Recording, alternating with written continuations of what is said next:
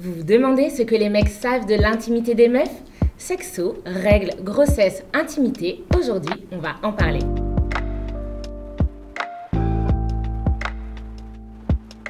Bienvenue les garçons. Et salut Charlie. Salut Charlie. Bienvenue dans mon émission Point de Vulve. Merci d'avoir accepté mon invitation. Vous êtes la 3e émission de Point de Vulve.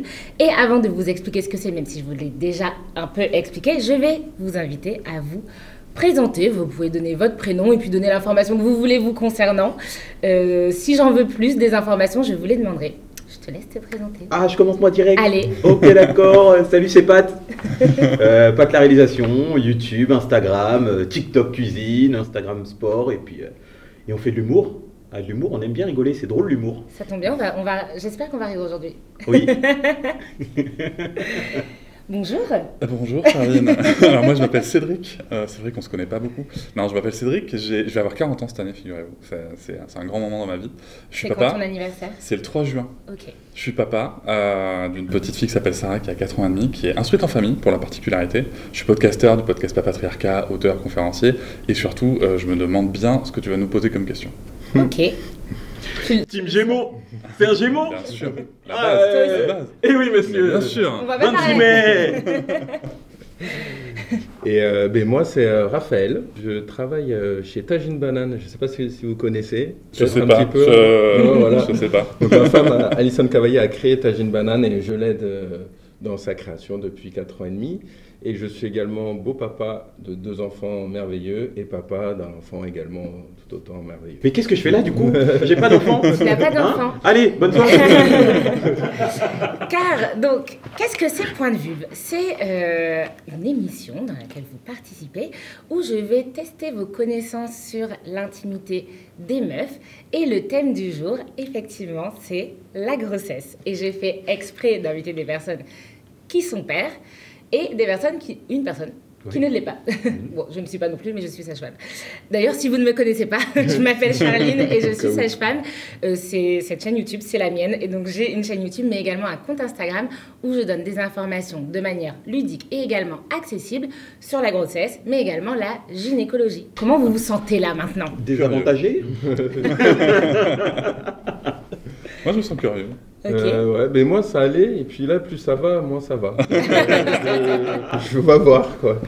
Ok, vraiment sentez-vous à l'aise et la première émission de Point de Vulve qui est déjà sortie à l'heure où on tourne, les commentaires ont été hyper bienveillants et merci beaucoup aux personnes qui nous ont regardés parce que le but de cette émission c'est d'inviter des personnes qui effectivement ont plus ou moins de connaissances mais le but c'est pas d'avoir 10 sur 10, on n'est pas à une interro et c'est plutôt que les personnes qui nous regardent puissent s'identifier à vous, donc pas de sens-toi libre de ne pas tout savoir et peut-être que tu seras étonné et sentez-vous libre aussi, c'est pas parce qu'on est déjà père qu'on sait tout aussi et donc vraiment j'appelle à la bienveillance dans les commentaires de pas vous dire punaise ils sont pères machin, ils savent pas ça. Bah en fait, ils ont eu le courage de venir se prêter au jeu et à l'exercice. Le but, c'est aussi qu'on puisse s'identifier à vous. Donc vraiment, sentez-vous libre. Il n'y a que ceux qui ne font pas l'exercice qui ne se tromperont pas. Les garçons, vous avez des ardoises dans vos mains. Oui. Et des feutres. Vous allez pouvoir prendre le feutre. Et je vais vous demander de me dessiner un clitoris, s'il vous plaît. Vous avez 1 minute. Attends, j'arrive pas à défaire. Alors, attendez, peux on me attend le faire, que tout le monde s'il te ouvre son feutre. Attends, mais prends l'autre, je crois. Attends. J'avoue. Attendez, il y a pas de est qui triche, pénalisé. je vais pas faire la balance. Prends l'autre. Ok, Non, tiens, je te le non, rends. je déconne. Allez, c'est parti. Dessinez-moi un clitoris. Ah putain. J'adore cette partie-là. Regarde, il y a les gonzes, ils rentrent par là. Oh, Picasso. On va essayer de colorier un peu. Regardez pas sur votre voisin. Ah mais je l'ai pas du tout quoi, c'est faux. Bon, moi il est moche en tout cas. Allez, encore 10 secondes.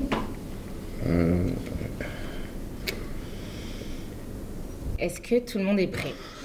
Oui. Alors, ce que je vais vous proposer, les garçons, c'est bon, Raph? Non mais c'est l'enfer. Allez, on ferme ses feutres et vous allez pouvoir, dans un premier temps, montrer à la caméra vos dessins. Montrez bien. Ah, bien, les Est-ce gars, qu'on voit bien bien. la caméra? Ok. J'ai une Donc fille. ça, c'est la version zoomée. On se montre. Ça, c'est la version zoomée. Ça, moi, j'ai. Ah, Là, mais- c'est tout au niveau de la Voilà. vulve. Et Alors, j'ai fait le petit trait pour montrer vraiment, genre, c'est is. alors, moi, je veux bien que tu nous expliques ton dessin, Pat, s'il te plaît. Alors, Vas-y, tu peux montrer un peu à la caméra bien en sûr. nous expliquant. Alors, ceci est un Est-ce que la clitoris. caméra voit bien? Après, je connais pas très. Ouais, je sais j'ai- pas. Vas-y, je t'en prie. j'ai Je ne du connais tout pas un vraiment clitoris. la femme en général. Je connais bien la femme, mais pas Tout cette découvert. partie-là. Et ça me Les garçons, dérange un peu. écoutons Patrick. Alors, je pense que le clitoris, c'est ce qui est en haut. Ok. Et Voilà. qu'est-ce que c'est ça, ce petit haricot? Ça, c'est. Les lèvres? Exactement. Ok, ça marche. Et pour moi, le clitoris, c'est au-dessus. Si je dis Très pas bien, de bêtises, c'est un ok. petit peu au-dessus. Raph, je veux que Non, tu mais nous moi expliques. c'est ça, j'étais plus sur des ovaires, C'est par tout là. ça. Donc là on a les ovaires, tout ça. Et puis le clitoris c'est par là. Ah, du coup, c'est un peu tout l'organe Ouais, reproducteur. c'est à l'intérieur, Tu t'es voilà. dit, on est en mode On est- grossesse, voilà, moi je mets les exactement. ovaires, Ouais, c'est ça, on ouais, veut des c'est ça. ovocytes et tout. Ça marche. Et on a Cédric. La belle réalisation.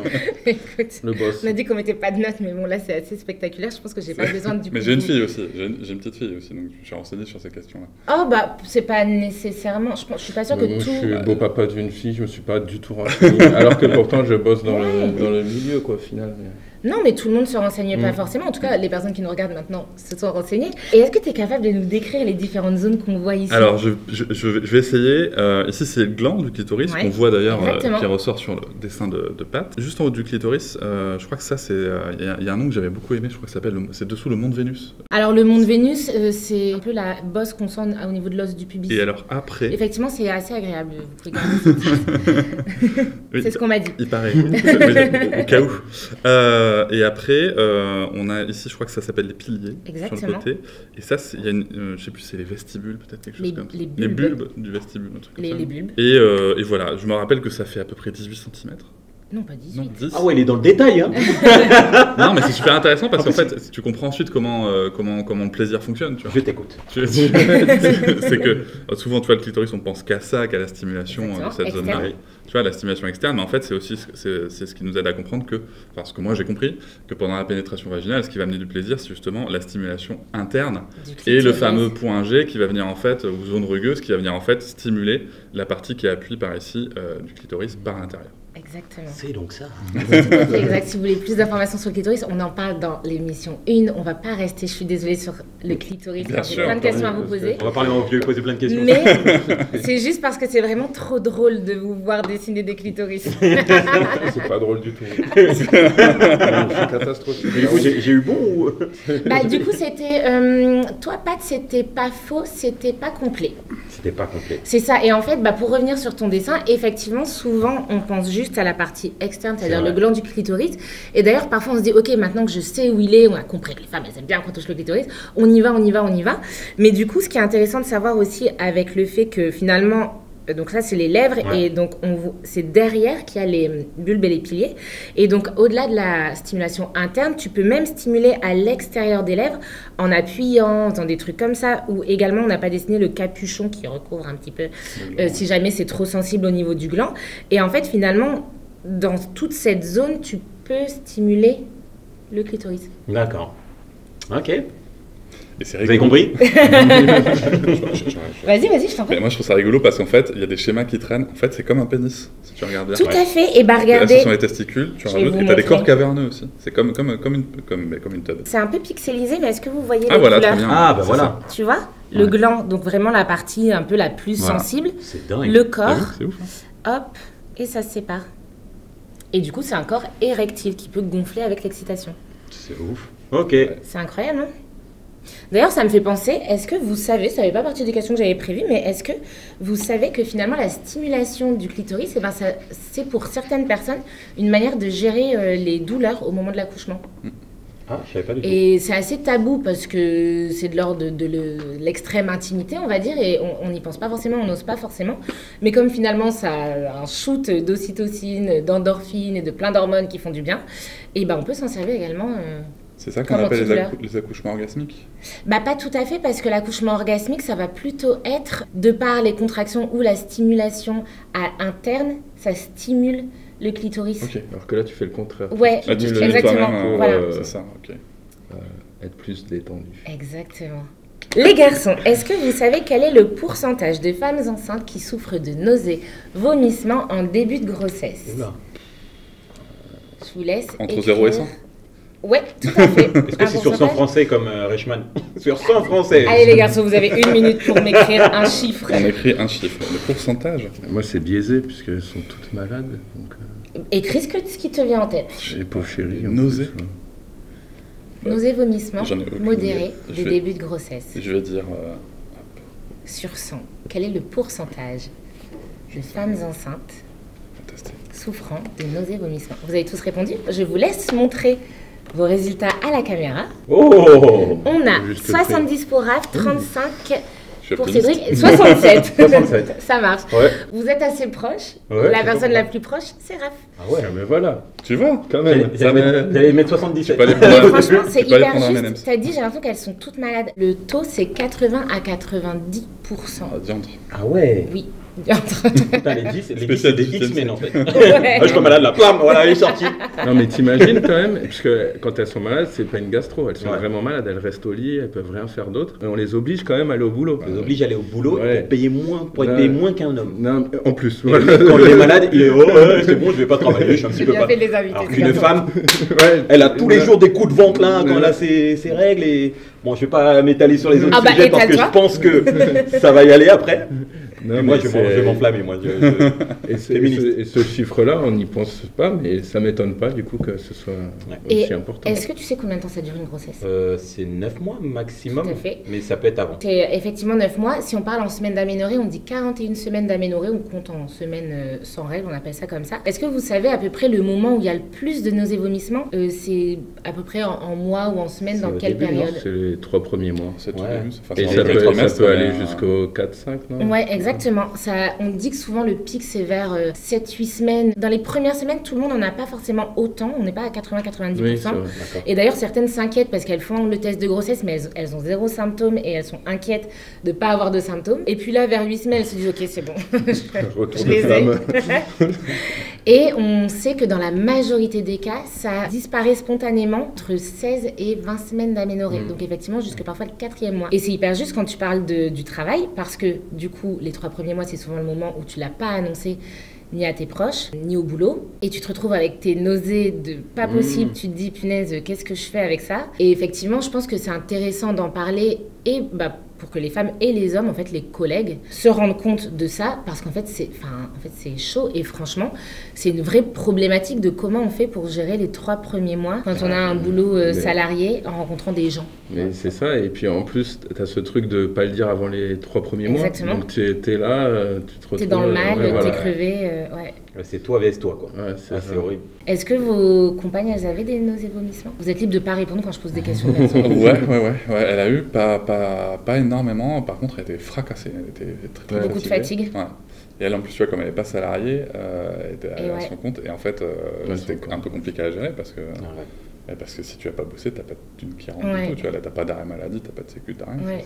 Donc, c'était un peu compliqué. Mais par chance, ça n'a vraiment pas duré très longtemps. Ouais. Ça a dû durer une petite semaine. Si tu écoutes ça et que je me trompe, tu me le diras. Gentiment, hein.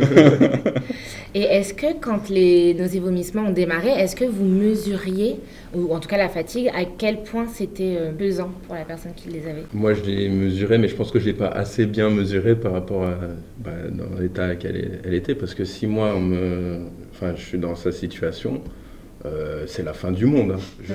Je pense que j'aurais pas réagi quand même. Puisque elle, les 3, elle a eu pendant 3 mois, ça au Tout le lit, temps. Ouais. vomissement et tout. Et bon, pour le dernier, j'étais avec elle du Ouais. coup. Et elle me disait, mais t'inquiète pas, c'est 3 mois pile quasiment, du jour au lendemain, plus rien. Ouais, c'est fou. Ah, hein. Et en fait, quand c'est ton premier, t'es dans le mal. Je pense à une copine qui est actuellement enceinte et qui est dans ces 3 mois. Et ben, elle est dans le mal, elle se dit que jamais ça ira mieux, jamais ça ira mieux. Ah ouais, dur. Elle m'a appelé, elle était limite en pleurs. Je dis non, mais t'inquiète pas, Ça du passe. jour au lendemain, tu vas voir, tu vas plus t'en souvenir. Ouais, et qu'est-ce qui te fait dire qu'aujourd'hui, tu te dis, je pense que je ne l'ai pas suffisamment mesuré? C'est à force d'entendre des témoignages. C'est ça, en fait, du coup, comme je travaille.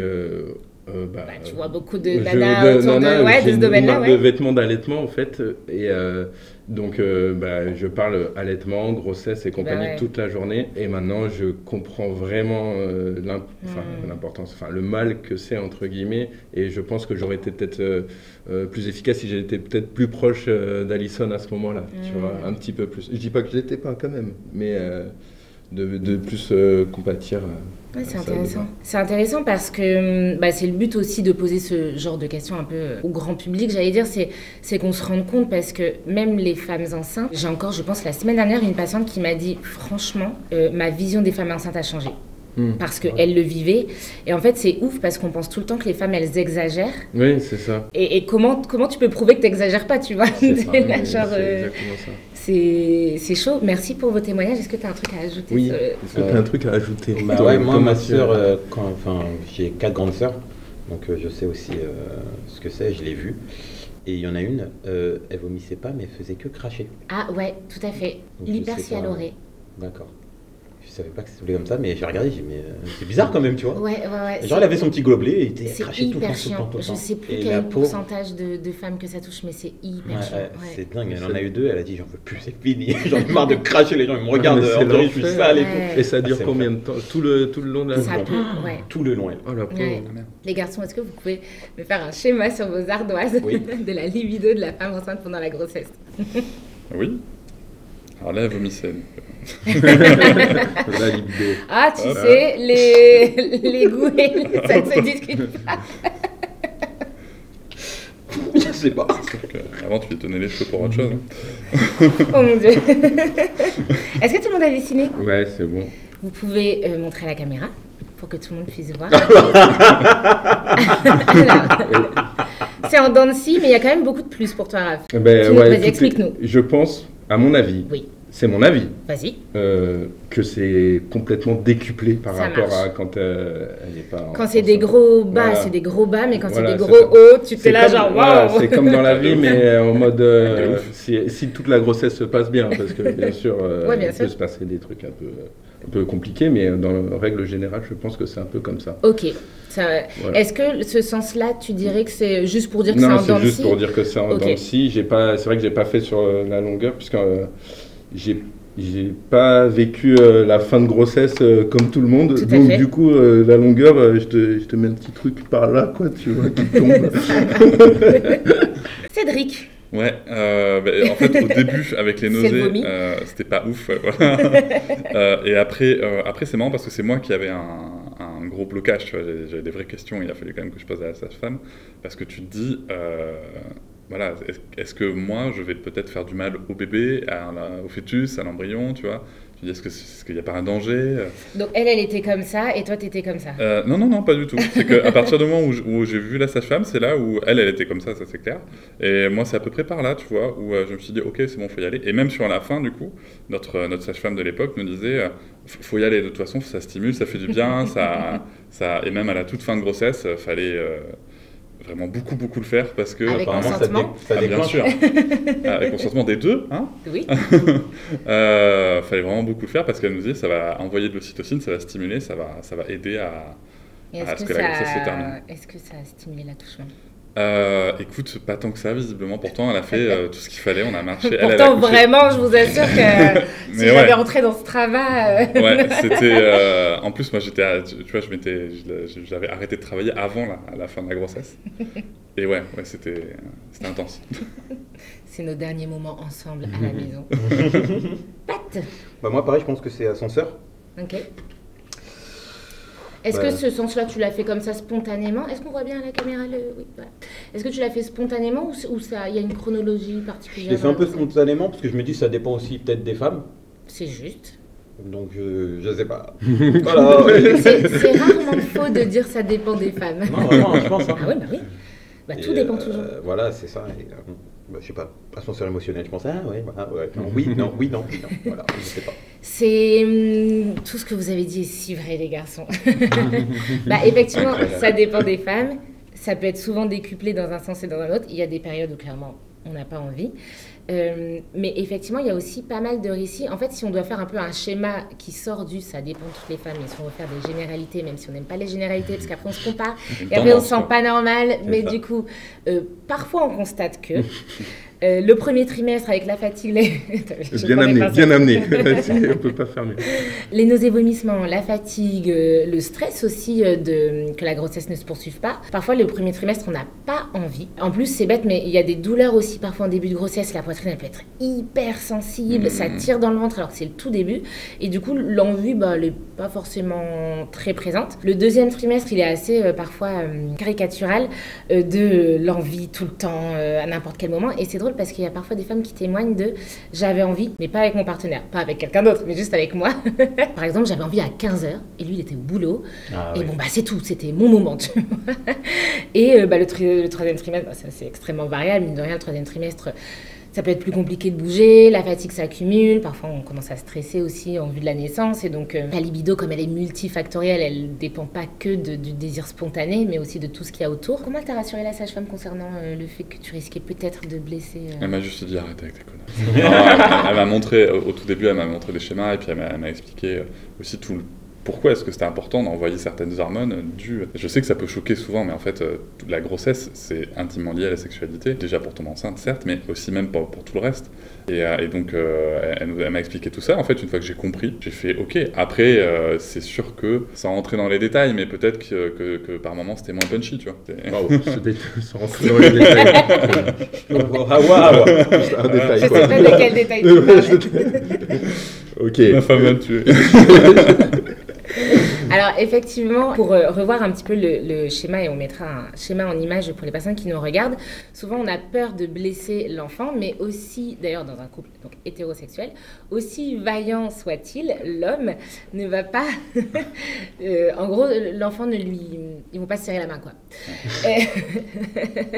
Non mais c'est vrai, non mais tu déconnes. Salut, enchanté, ouais cool, merci. Tu déconnes pas, à mais bientôt. tu vois, moi tu vois j'imaginais vraiment des trucs genre ça, tu vois. Oui, moi aussi, je suis honnête. Et vraiment, et c'est la sage-femme, elle m'a fait un schéma, elle m'a dit non mais t'inquiète, tu peux pas, tu peux pas, arrête. Donc, il y a le... Tu m'as dit ouais. Le gamin il sort, tu sais, t'as vu ce que tu m'as fait? Je porte plainte pour coups et blessures dans la petite enfance.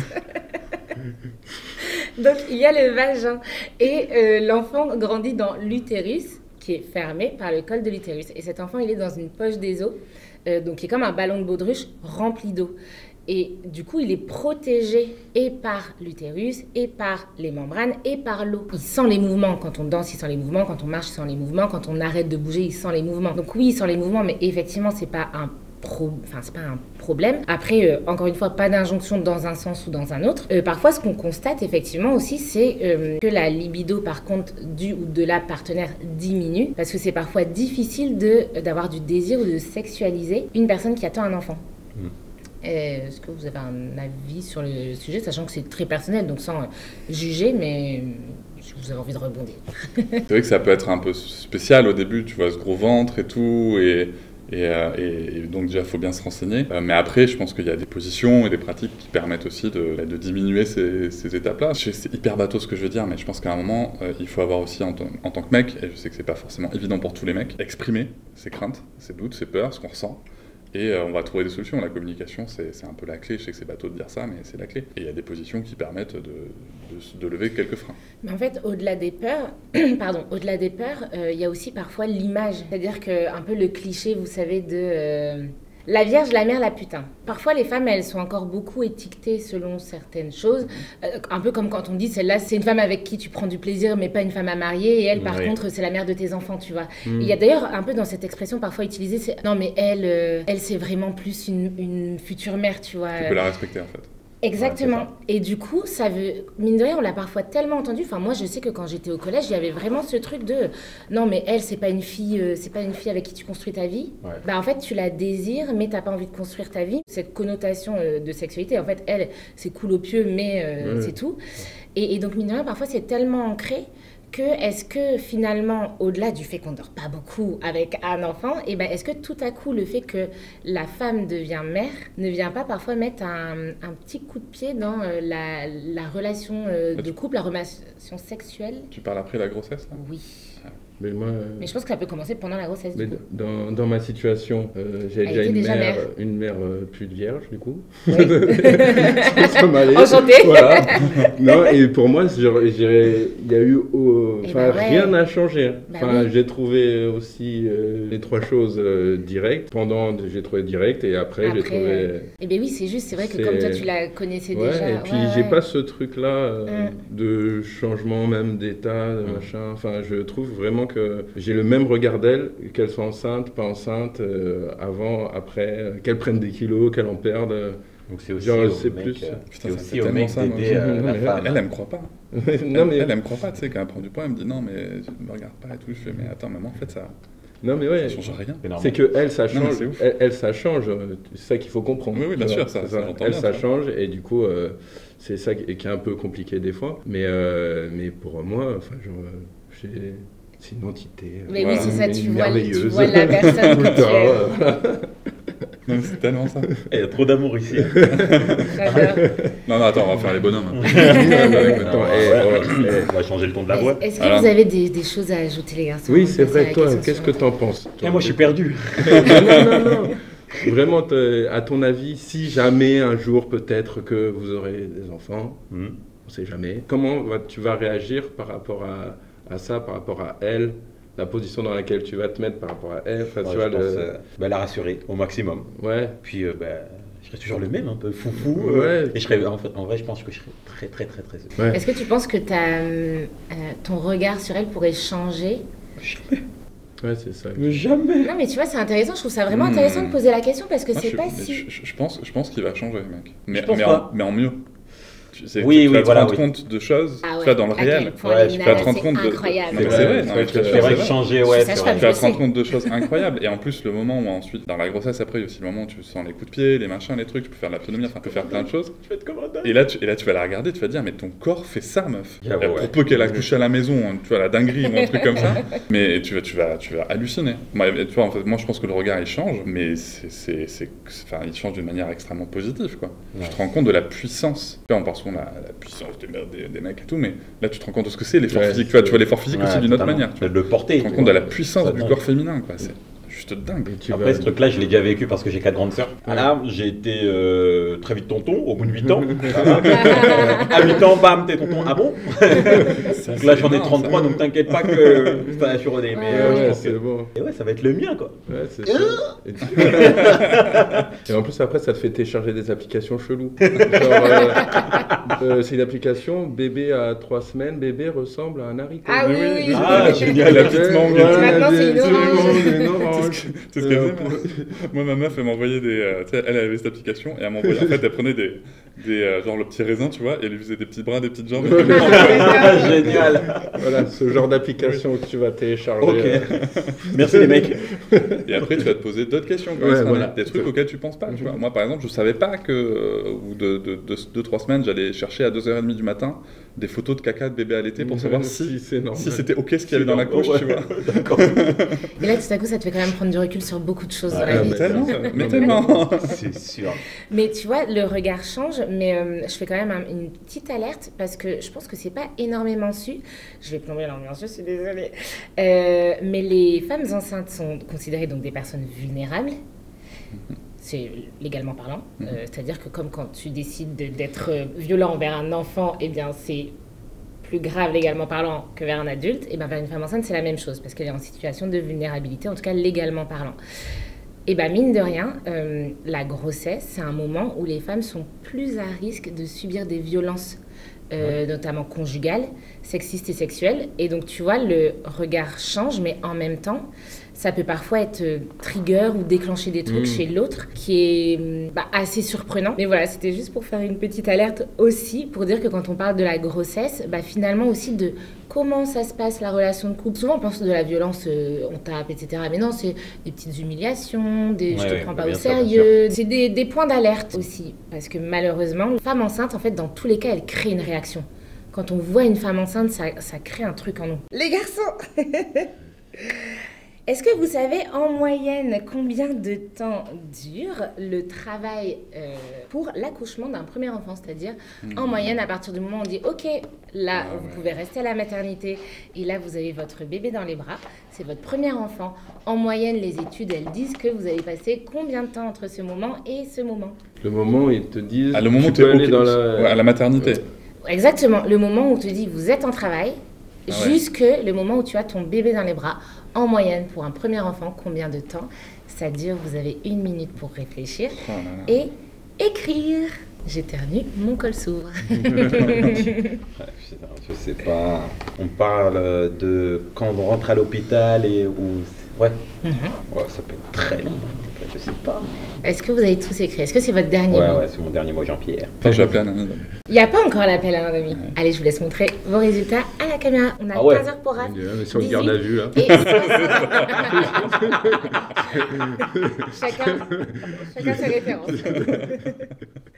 72 heures. Ouais, bon, ok, c'est 72. Bon, bah, très bien, on va être patient. Je sais que ça peut être très long. Ouais, j'ai déjà entendu, ouais, moi j'ai attendu une journée. Je voulais pas mettre 48 heures, tu vois, je voulais mettre un peu plus pour les impressionner, mais c'est pas le cas. Bah là, tu nous impressionnes. Et je me dis, ouais, ça peut être très très long, ça dépend vraiment si le bébé veut sortir aussi. Hein. On va pas le brusquer, le bonhomme. Hein. Eh bah oui, tout à fait. Voilà. 15-18, vous êtes assez proche, le plus proche c'est Raph. Encore une fois, je sais pas. Non, mais dessiner. moi, je reconnais la qualité, mec. Hein.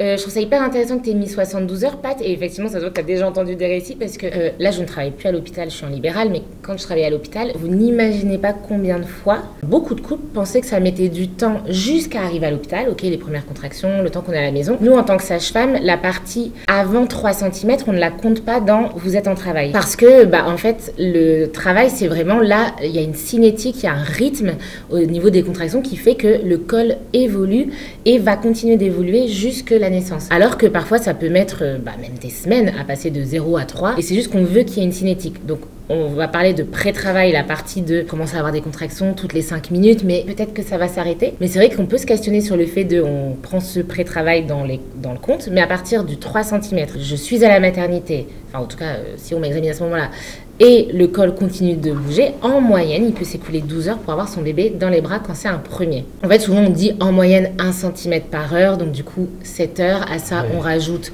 2 à 3 heures pour que le bébé descende, on arrive facilement à 10 heures. Et en fait, tu te rends compte qu'on n'est pas vraiment à 1 cm par heure, on arrive facilement à 12. Clairement, des 15 heures, des 18 heures, on en a déjà vu. Des 72 heures, en fait, c'est pas ce que nous, on va nommer en tant que sage-femme le travail, mais effectivement, il y a plein de couples qui vont dire qu'ils ont été en travail pendant 72 heures.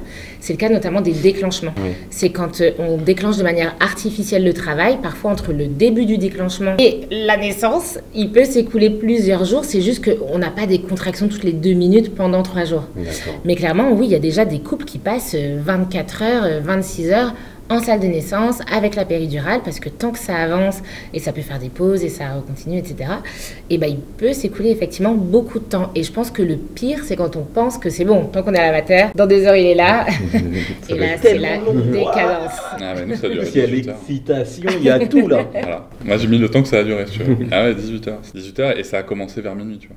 C'est long. C'était long, ouais, elle est à 18h26, c'était long, ouais. Vous n'aviez pas dormi avant? Ben non, du coup. Bah oui. Non. Tu dois être excité comme un barge. Ouais, il y a un moment où t'es bien fracassé. Ouais, je pense au bout d'un il y a un moment, tu te dis, en fait, il se passe pas tant de choses, hein, quand même. Ouais. Et c'est marrant parce que ma femme a dormi, tu sais, avec la péri. Oui, elle dormait pendant l'accouchement, quoi. Et pendant le travail, ouais. Pendant le travail, tu vois. Oui, j'appelle l'accouchement vraiment la phase d'expulsion. Franchement, il y a des bébés qui descendent comme un toboggan. T'es déjà arrivé de, je suis un peu en train de dormir et... C'est un truc qui me gêne. Franchement, ça, c'est déjà arrivé. Moi, elle voulait pas. Elle voulait pas, le col s'ouvrait pas, mais parce que c'était pas le bon moment. Des fois, il y a des grossesses, je pense, qui peuvent aller bien au-delà du terme. Et là, on était un peu au-delà du terme, mais bon, on avait la maternité sur le dos. Et du coup, ça a fini en césarienne.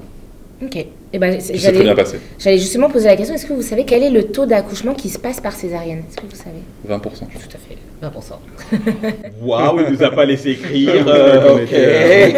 Ah pardon, fallait... Est-ce que... Non, je l'ai posé comme ça. Est-ce que vous en pensez quoi de ce chiffre? Est-ce que ça vous paraît beaucoup, peu? Qu'est-ce que... Moi, je suis pas le bon exemple parce que, encore une fois, ma femme, c'était césarienne, et puis j'ai 2-3 amis césariennes aussi. Ok. En fait, ma femme a eu une appendicite à 7 mois de grossesse. Ce qui n'est pas commun. Ce qui n'est pas commun, et du coup, c'est 15 heures, 18 heures, 72 heures. Moi, c'était 2 mois au final, tu vois, presque. Et donc, elle s'est faite opérer avec l'enfant dedans, justement pour le garder le plus longtemps possible, mais ça n'a pas marché, donc ça s'est transformé en péritonite, donc septicémie. Donc là, accouchement, césarienne, ils ont essayé de la déclencher, mais ça ne marchait pas. Enfin, c'était pas la folie, quoi. Ouais, je me doute. Et voilà, après, ils me l'ont sorti quand même. Du coup, il est né à quel terme? Il a 31, 32 semaines, donc c'est limite prématuré, mais bon, il est resté 10 jours en unité kangourou, là. Et puis ma femme est restée 1 mois et demi à l'hôpital, presque. Ouais, dur. Il est resté qu'une semaine en unité kangourou. Peut-être un peu plus, en fait. Ouais, je sais plus, là, les temps... Elle a accouché à 7 mois, 8 mois. Il restait 2 mois. Il restait un mois et demi. Mais oui, l'histoire d'Alison est incroyable. Je pense qu'elle l'a raconté 1 ou 2 fois dans des podcasts. Elle avait raconté dans la matrescence, je crois. Ouais, aussi. Mais c'est pas en détail. En fait, il n'y a pas autant de détails. Il y a que moi qui sais ce qui s'est passé, puisqu'elle se rappelle de rien quasiment. Ah ouais. Et elle en voulait beaucoup à ses amis parce qu'ils n'ont pas donné de nouvelles. Mais en fait, c'est qu'elle se souvenait plus qu'ils avaient écrit, quoi. Elle avait regardé les messages peut-être un mois après. Et ah ben si, en fait, elle m'a écrit, machin. Cet accouchement, c'était pas la folie. Et donc après, c'est refait opérer. Enfin, on est resté. Et puis c'était mois de janvier. Donc le grand, il est né le 30 janvier 2008. Le petit est né le 31 janvier 2008. Et moi, j'étais le 7 février. Donc du coup, ça a fait les 3 anniversaires incroyable. À la mater. Sacré arrivé dans la paternité. Ben ouais, moi elle me disait que ça va se passer comme ça, je veux un accouchement naturel. Et puis moi, l'accouchement naturel, je dis non, quand même. Enfin, j'étais pas préparé. Maintenant, je suis préparé là, c'est bon. Je vais faire tous les accouchements naturels que tu veux. Et je le fais moi-même. Voilà, c'était pas du tout naturel. Et puis ça durait pas 2 mois, mais tu vois, 1 mois et demi à l'hôpital. Ah ouais, d'accord. Donc il est arrivé au bout de 2 semaines. Voilà. Et toi, la césarienne, c'est t'as notion à quel point ça peut toucher quand même beaucoup de couples? Pas du tout. C'est dingue, pas du tout. Parce que c'est vrai que ça touche quand même une naissance sur 5, sachant que dedans, il y a les personnes qui savent d'avance qu'elles vont avoir une césarienne, parce que ça peut être programmé. Il y a plein de types de césariennes différentes, mais c'est vrai que parfois, ça peut être une grande déception ou une grande chute libre, alors que ça concerne quand même beaucoup de monde. Et même en tant que coparent, que papa, c'est vrai que c'est important, je trouve, de se préparer à cette éventualité, parce que c'est quand même pas la même chose de devenir père avec une compagne qui a eu une opération, versus une compagne qui a accouché naturellement sans un point de suture et qui est capable de courir le lendemain de l'accouchement. Je peux aussi supporter l'opération, tu sais. Ah ouais. Parce que moi, j'étais ultra flippé, tu vois, des blocs et tout. Et là, tout à coup, on te dit, c'est maintenant, quoi. C'est maintenant et il faut aller dans un bloc. Et voilà. Et puis, c'est particulier. Moi, je me rappelle très bien, tu avais le champ opératoire qui te cache, tu vois, le truc. Toi, t'es là, t'encourages ta compagne, tu vois, même si elle est un peu dans un autre monde, mais t'essaies d'encourager, et puis tout à coup, t'as le champ opératoire qui tombe, le chirurgien qui tient ton bébé par un pied, qui fait « Regardez !» et tu vois le truc tout sanguinolent. Oui, désolé, l'image du bébé tout beau, c'est bon pour les filles. C'est pas tout le monde qui fait ça, je tiens à préciser. Regardez. Et là, tu fais « Hein ? Comment tu tiens mon enfant, toi ?» Quoi ? Et en fait, voilà, ça s'est passé comme ça, tu vois. Après, il part au nettoyage. Et là, ce qui est chouette, c'est que tu peux suivre et tout, tu vois, j'ai pu accompagner. Mais c'est vrai que c'est très particulier. Moi, tu vois, par exemple, qui était extrêmement flippé des opérations, avant d'aller là, j'étais en mode si c'est moi qui tombe dans les pommes, c'est le gros cliché, tu vois. En plus, ils le disent, si tu tombes, on s'occupe de la femme en Mais bien sûr. On a d'autres choses à faire. Ça, ils me l'ont dit avant d'entrer. Ils m'ont dit si vraiment vous sentez pas, vous restez dehors. Finalement, ça s'est bien passé. Moi, je trouve que par contre, on n'est pas assez informé. C'est ce que mais surtout sur l'accouchement. Tu veux dire les coparents principalement ou les coparents, tout le monde, quoi. Tout le monde de manière générale. Et principalement les coparents, effectivement. Un accouchement, comment ça se passe? Il peut y avoir des césariennes. Est-ce qu'on t'a appris vraiment ça une fois en cours? Moi, j'ai pas beaucoup suivi, j'étais pas hyper assidu à l'école, bien évidemment. Mais tu vois, t'as ça, l'allaitement. Donc moi, j'étais pas du tout informé. Tu vois, Alison, elle me disait non, mais je veux allaiter. Je dis mais arrête, prends tes médicaments, tu t'en fous, machin.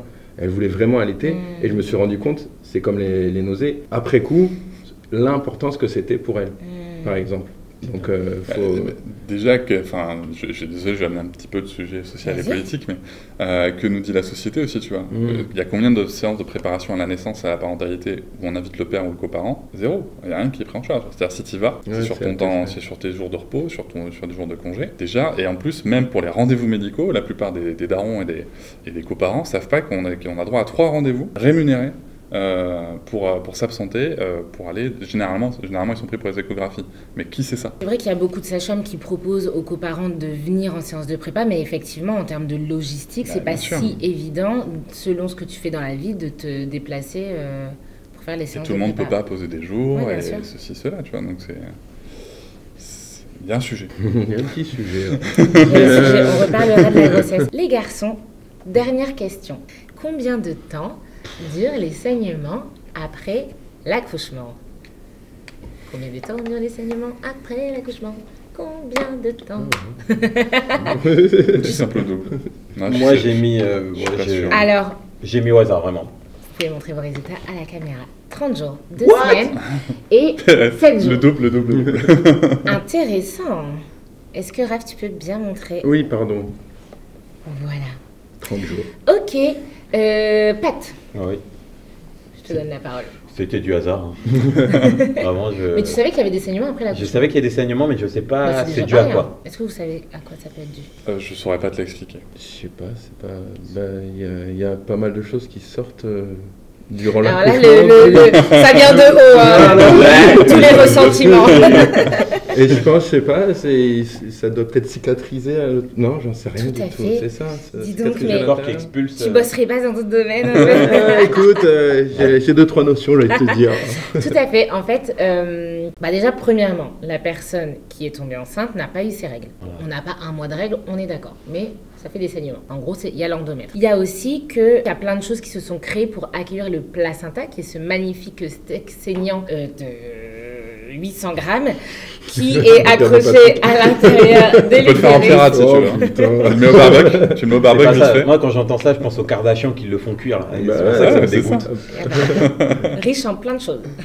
Non, mais tu peux faire des smoothies après placenta et Ok. tout ça. Tu et peux c'est faire des bon pour gélules le aussi. système immunitaire, ouais. En gélule aussi, tu peux te mettre à réduire en poudre en gélule. Mais ça, faut un backstage pas mal avant de faire Ok. ça. Au début, Il faut avoir un. Ouais. voilà. C'est pas- Non, mais franchement, Pat, si un jour tu as des enfants, on se refait un point de vue juste Oui, voilà, c'est ça. pour avoir ton avis Ouais, ça après. serait rigolo. Vous avez C'est rigolé. vrai. On organise un grand Le barbecue. mec, il est traumatisé comme ça. Un Je vais être là placenta, devant les mecs, je me et sers un hop, peu de on finit placenta. d'accord. Bravo les gars, bravo les gars. Waouh, Un peu de waouh. thym, J'ai rejoint la team. Un peu de basilic. Et donc, ce placenta sort après l'accouchement, vu qu'on peut le manger au barbecue. Ça cicatrise l'endroit où il était un peu comme perfusé à l'utérus. Et donc, ça peut saignoter encore un petit peu le temps que les vaisseaux se cicatrisent. Et puis, il y a aussi plein de choses. Voilà, en gros, il y a des pertes, des glaires, des trucs, des machins, des déchets de l'intérieur de l'utérus. Et tout ça, en moyenne, ça peut durer 4 à 6 semaines. Il est bon lui, hein. Très très fort. Oh là là. C'est- Il est très bon, hein. Donc souvent les saignements les plus importants, c'est les 7 premiers jours. Souvent même quand on rentre à la maison, parfois au bout de 5 jours de maternité, ça va déjà un peu mieux. Mais c'est comme ça qu'on peut voir les images, et je vous en mettrai une, des magnifiques images de femmes en postpartum, avec parfois des jolies culottes filées et des grosses protections. Est-ce que tu as déjà vu ça, Pat? Ça me dit rien du tout. Ok, alors C'est avez-vous. pas des serviettes hygiéniques, c'est des. Non, c'est des des couches. C'est entre des couches et des c'est serviettes. des tu vois. couettes hygiéniques. Tu vois, Ouais. c'est des trucs. Puis t'as les lochis, Ouais. on dit lochis ou loki? Moi je dis lochi, il y a des Ouais. personnes qui disent. T'as les lochis qui oui. sortent aussi, ça c'est des grosses, c'est de la cicatrisation. C'est des poches de sang comme ça. C'est marrant parce que moi je me suis fait opérer du nez en décembre. J'attends de voir le. Non, mais c'était trop drôle parce qu'en fait l'ORL il me dit, tu vois quand il m'a venu me parler, il me fait bon, vous êtes papa, ouais, vous avez vu ce qui sort du corps de votre femme pendant la cicatrisation en postpartum, ouais, ça va être pareil avec votre nez. Ouais, ça Magnifique. Et en effet t'as des poches de sang. Du coup, il a mis ça sur qui son sortent. visage. Est-ce que tu as déjà vu ce genre d'image? Non, jamais. Mais Le mec, Là, je te parle de- qui tape son meilleur selfie avec son Ouais. gosse et la femme derrière. Mais là, mais ça tu vous vois, choque pas? Non, ça me choque pas. Mais il existe des. Mais après tu vas parler de libido, tu sais. mais Tu vois. il existe maintenant des culottes aussi. Exactement, ouais. genre comme ça. Ils font des trucs Ouais. design et tout. Ouais, Ça ouais. y est. Ouais. Non, mais essayer de se ressentir femme dès le début, c'est bien aussi, c'est faisable et c'est bien. Je Ouais, pense. c'est bien. Voilà. Ouais, tu peux mettre autre chose qu'un Ah, filière. Tu Ah, peux mettre ouais. autre chose. Non, mais tout à fait. Et en réalité, les saignements, ils diminuent assez rapidement selon les personnes. Parfois, tu peux remettre même des culottes en coton classique avec des protections classiques. Souvent, on déconseille les culottes de règles les premiers jours parce Ouais. qu'on aime bien quantifier les saignements à l'hôpital. Mais en soi, effectivement, après, on peut même mettre des culottes de règles. Tout ça, c'est possible. Est-ce que vous savez au bout de combien de temps il est possible de remettre en route un enfant après? En fait, au bout de combien de temps la femme est de nouveau fertile après l'accouchement? Il y a un truc avec l'allaitement, je Ouais. sais. Ouais. Donc généralement, quand la maman allait, donc ça doit être au moins, je pense, je sais pas, peut-être les 6 premiers mois, je pense que c'est plus compliqué, non? J'en sais rien. Je pense pas. Je réponds. Je pense pas, moi j'aurais dit 3 Ouais, mois à peu parce près que parce qu'il y en a, ils ont un an de allaitement. différence des fois. Souvent, Ouais, il y mais a des ça, enfants- ça dépend de c'est- l'allaitement. Parce que, alors, moi, ça. ce que j'ai compris, c'est qu'il faut qu'il y ait un retour de couche. Le retour de couche, c'est les premières règles après l'accouchement. Voilà. Moi, ça, c'est ce que j'ai compris. Après, c'est peut-être faux. Et tu vois, moi, par exemple, nous, notre fille, elle a été allaitée 4 ans. Et le retour de couche s'est fait à 2 ans. Moi, Ça peut grandement varier. Ouais, je pense aussi. Mais il y a une moyenne, sûrement, qui est Je pense qu'au bout nationale. de et- 3 mois, selon Et les bah, personnes. au plus tôt, on va dire au plus tôt. Au plus tôt, il est possible d'être de nouveau fertile 3 semaines après l'accouchement. Chaud. Ouais. Alors que le chantier n'est pas fini, quoi. Bon, il y a pas- Bah, être Il y a pas besoin de rentrer dans le chantier 4 à pour, 6 semaines. Tu vois. Ah, mais pour pour le le bébé, finir, pour le bébé pour qui arrive, le pauvre, Ouais, oh, voilà, bon, le bordel, je vais ranger. Ouais, il faudra qu'il range un peu, quoi. J'imagine le Un petit pansement là, un petit pansement là, parce que ça saigne encore. Ouais, c'est possible d'ovuler de nouveau à peu près 21-24 jours après l'accouchement. Dingue. Au plus tôt. Effectivement, l'allaitement peut différer l'ovulation, et donc sans ovule, pas de bébé. Il y a certaines personnes qui se servent de l'allaitement comme un moyen de contraception, ça s'appelle la méthode MAMA. En gros, c'est une aménorrhée causée par l'allaitement maternel, qui est une méthode de contraception assez stricte, avec au moins 6 tétées par jour, jamais espacées de plus Oui, de voilà. 6 heures, Ouais, voire ouais. de 4 heures. Et on peut s'en servir que les 6 premiers mois, Ouais, c'est si ça. et seulement si il n'y a pas eu le retour de couche. S'il y a eu le retour de couche, ça veut dire qu'on a déjà ovulé et que le cycle a déjà repris. Quand c'est bien utilisé, c'est une méthode de contraception qui peut être assez fiable, mais on se rend compte que, je vais peut-être dire une bêtise, donc je revérifierai pour l'écrire, mais je pense que dans les études, il y a facilement 25% des personnes qui l'utilisent mal en fait. Mais malgré tout, c'est un peu du coup illogique par rapport à ce qu'on dit sur les risques de la méthode MAMA, mais il y a des personnes qui allaitent effectivement plusieurs années et qui n'ovulent toujours pas pendant ce temps-là, alors que clairement on n'allaite pas autant un enfant de 2 ans qu'un enfant de 1 mois, donc c'est 6 mois. incroyable. C'est dingue. C'est d'ailleurs là que le retour de couche s'est fait, en fait. Elle, tu vois, elle avait cet été, et en fait, elle a attiré son lait Ouais. aussi. Oui, et oui, en fait, à oui, partir du moment où elle a arrêté de stimuler autant, notamment au travail, bah, c'est retour de couche Ouais. direct. C'est fou. Et du coup, à partir de quand on peut reprendre la sexualité après l'accouchement? À partir de 1 heure après l'accouchement. Est-ce que tu dirais pareil? Je sais pas.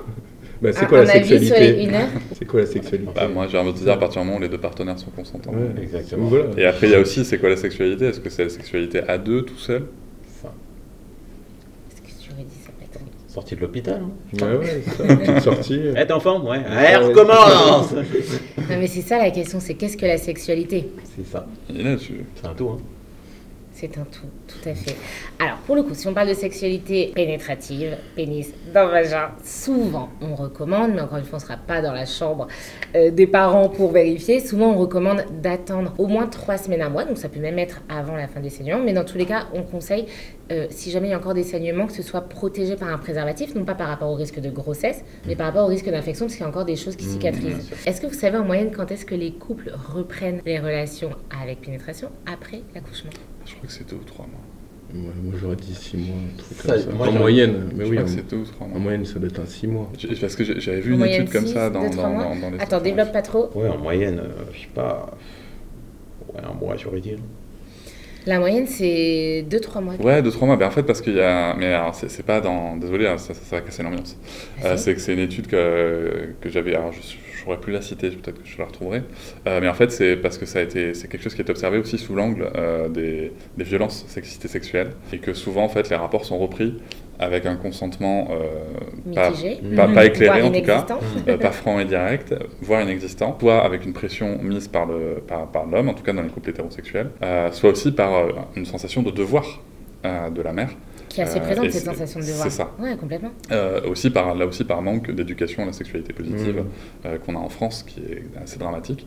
Et c'est vrai que voilà, ces sujets-là, c'est vraiment sous l'angle des violences sexistes et sexuelles, le nombre de femmes qui reprennent des rapports, pas forcément par plaisir, par désir. À cela se rajoute le fait qu'on a quand même une vision du sexe qui est très pénétrocentrée en France, alors qu'il y a plein de choses qu'on peut faire à côté. Oui, parce qu'effectivement, si on demandait, en gros, c'est quoi pour vous la sexualité? Peut-être que ce soit en solo, que ce soit partagé, mais peut-être sans pénétration, peut-être que les moyennes seraient peut-être même plus courtes, qui sait? Parfois, j'aime pas donner les chiffres, parce que du coup, quand on donne des chiffres, on se compare, et tout le monde dit tout le temps à peu près 2 mois et demi. Il y a des couples qui sont hyper contents de reprendre à 2 assez rapidement, et d'autres, c'est un non-sujet pendant des mois. Et finalement, juste c'est un sujet, si c'est un sujet dans le couple, finalement, en dehors de ça. Et c'est hyper intéressant parce que ce que tu dis sur... Enfin, effectivement, moi, j'ai aussi des patients qui ont vu des choses, ou même au-delà de ce qu'ils ont vu, c'est que...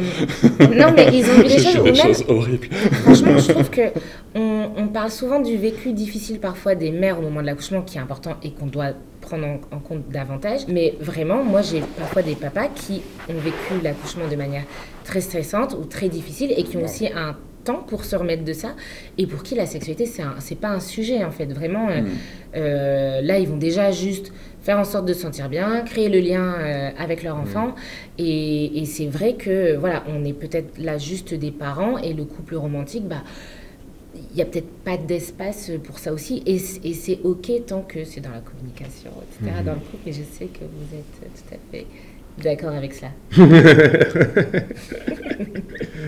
Exactement. Est-ce que vous avez envie d'ajouter des choses, les garçons? Non, c'est clair. Comment tu te sens, Patrick? Est-ce que tu te Bah, sens mieux ou franchement, moins bien ouais, qu'au début? informé, et puis mais je suis content parce que c'est vrai que il a évoqué un truc où on n'est pas assez informé. Et encore, tu Il dis y ça? a un excellent livre pour les futurs papas. Je vais le noter. Regarde-le, il a écrit un livre. C'est vrai? Oui. Pour de vrai? On peut en parler. Franchement, en plus, tu sais que j'en ai déjà parlé sur ma chaîne YouTube, car j'ai déjà fait une vidéo avec Cédric, et si vous ne l'avez pas vue, elle s'affiche ici en haut. C'est, je pense qu'on a parlé des conseils pour les futurs papas, justement. Oui, c'est exactement ça. Voilà, parce que c'est aussi le sujet de ton livre. Voilà, Qui s'appelle Tu vas être papa. Tu vas être papa, par Oh, Rich First, génial. et illustré par la talentueuse Blachette, que j'aime beaucoup. Ouais, Patrick, tu dis on n'est pas assez informé, mais quand même, tu as eu l'occasion de déjà aborder ce genre de sujet par rapport notamment à tes sœurs ou même avec tes potes, et c'est pas forcément le cas de tout le monde. Donc. Ouais, moi je suis très curieux, mais voilà, un mec, voilà, ça lui tombe comme ça et il se dit mince, qu'est-ce que je fais? Et en même temps, tu vois, moi, que ce soit peu importe les hommes ou les femmes, je trouve que souvent on dit ah, on sait pas assez de choses. Tout à l'heure, tu parlais par exemple des cours. Je pense que c'est aussi ok, donc au-delà de l'éducation qui clairement pour nous informer sur bien plus de choses, je pense que c'est aussi ok de s'informer sur certaines choses selon les moments où on en est dans notre vie. Voilà. Enfin, je pense qu'aujourd'hui, les personnes de mon âge qui s'informent sur la ménopause sont pas très nombreuses, et pourtant, dans 20 ans, elles se diront, tu vois, on n'en a jamais parlé, alors qu'il y a des personnes qui en parlent, mais c'est juste que ce soit l'algorithme, les trucs, les machins, on tombe aussi sur des choses qu'on recherche, et donc c'est aussi ok de pas savoir, et le simple fait d'écouter quand t'as des potes qui vivent un truc que tu connais pas, je trouve que c'est en fait vraiment pas rien et pas à minimiser. Ouais, totalement. Et je sors grandi. Cédric, comment tu te sens? Moi, très bien, ça va. Est-ce que tu te sens mieux, moins bien, pareil, de manière tout à fait égale comparé au début? Bah, écoute, je suis content parce que j'ai appris des trucs. Moi, j'adore Ah ouais apprendre des trucs, donc Ok, c'est chouette. trop bien. Comment tu te sens, Raph? Mais je me sens un peu mieux qu'au début. Cool. Un peu, juste un peu, mais Ouais, c'est comme la libido pour les Ouais. femmes enceintes. Non, ça va nickel. Et puis, ouais, on a appris pas mal de choses avec une professionnelle de santé. Et Oui. franchement, ça, c'est... Et toi, c'est comment vrai. tu te sens?